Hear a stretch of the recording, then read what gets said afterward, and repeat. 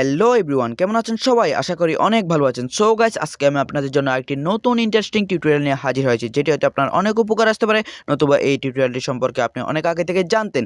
Guys, যদি আপনি এই টিউটোরিয়ালটি সম্পর্কে না জেনে থাকেন তাহলে এই ভিডিওটি অবশ্যই আপনার জন্য, আর যদি জেনেই থাকেন তাহলে আপনি চাইলে এই ভিডিওটি স্কিপ করতে পারেন।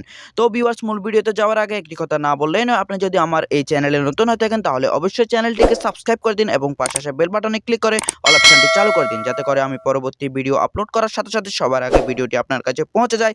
আর যারা অলরেডি সাবস্ক্রাইব করে রেখেছেন তাদের প্রতি রইল অনেক শুভকামনা। সুপ্রিয় দর্শক শ্রোতা, আজকে যে টিউটোরিয়ালটি নিয়ে আলোচনা করব সেটার মাধ্যমে আপনার জন্ম নিবন্ধন অনলাইনে আছে কিনা সেটা জানতে পারবেন, আর এটির জন্য অবশ্যই আপনাকে পুরো ভিডিওটি স্কিপ না করে দেখতে হবে। তো গাইস, আর দেরি কেন, চলুন মূল ভিডিওতে যাওয়া যাক। এই কাজটি করার জন্য প্রথমে আপনাকে চলে যেতে হবে আপনার ফোনের মধ্যে থাকা ক্রোম ব্রাউজার অ্যাপ্লিকেশনটিতে।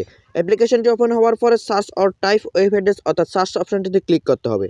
সার্চ অপশনটিতে ক্লিক করার পরে কিবোর্ডের মধ্যে অনলাইন ব্রিজ ONLINEBRIS এটি লিখে সার্চ দিতে হবে। অনলাইন ব্রিজ লিখে সার্চ দেওয়ার পরে এখানে এরকম একটা ইন্টারফেস শো করবে। এখানে প্রথমে everify.bdris.gov.bd এর বার্থ অ্যান্ড ডেথ ভেরিফিকেশন নামে যে ওয়েবসাইটটি আছে ওই ওয়েবসাইটের মধ্যে ক্লিক করতে হবে।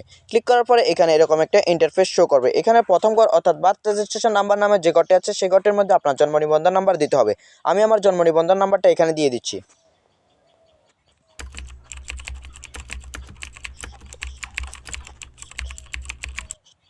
এরপর আসি নিচের ঘরটাতে, অর্থাৎ ডেট অফ বার্থ নামে যে ঘরটি আছে সেই ঘরটির মধ্যে আপনার জন্মসালটা দিতে হবে। এখানে একটা জিনিস মাথায় রাখতে হবে, আপনি যে জন্মসালটা দিবেন সেটা এই ফরম্যাটটি ফলো করে দিতে হবে। অর্থাৎ প্রথমে জন্মসাল, তারপরে হাইপেন দিয়ে মাস লিখে আবারও হাইপেন দিয়ে জন্ম তারিখটা লিখতে হবে।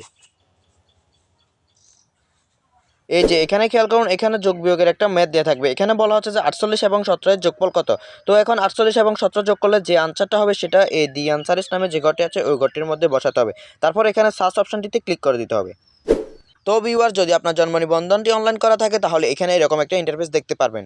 আপনি চাইলে এই অনলাইন জন্ম নিবন্ধনটি আপনার নিকটস্থ কোনো কম্পিউটার দোকান থেকেও প্রিন্ট করে নিতে পারবেন। আর যাদের জন্ম নিবন্ধন অনলাইন করা নেই তারা এখানে এরকম একটা ইন্টারফেস দেখতে পারবেন। তো ভাই ব্রাদার্স, ভিডিও এই পর্যন্ত। এই ভিডিও ভালো লাগলে অবশ্যই লাইক এন্ড কমেন্ট করবেন এবং শেয়ার করতে ভুলবেন না আপনার ফ্রেন্ডস এন্ড ফ্যামিলির মাঝে।